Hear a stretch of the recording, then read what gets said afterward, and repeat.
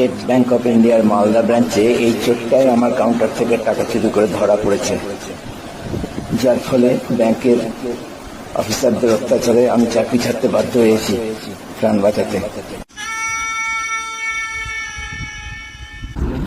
আসলে লেখাপড়া না করা মূর্খদের মধ্যে যথেষ্টই মানবিকতা থাকে, কিন্তু লেখাপড়া জানা মূর্খ হলে এরকম চরিত্রহীন কাপুরুষ হয়।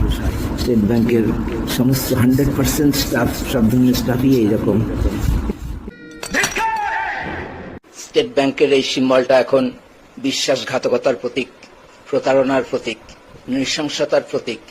2.5 লক্ষাধিক কর্মীর অভিভাবক হয়েও চেয়ারম্যান রজনীশ কুমারের সঙ্গে একটা চোরের অবৈধ যোগাযোগ, অমানবিকতা, অনৈতিকতা, নৃশংসতা ও দুর্নীতির দুঃসাহসিকতার এত ব্যাপ্তি এত দূর পৌঁছে গেছে যে স্টেট ব্যাংকের কাউন্টার থেকে টাকা চুরি করে চোর ধরা পড়লে ঘুষ নিয়ে ও চোরের সঙ্গে চক্রান্ত করে নিজে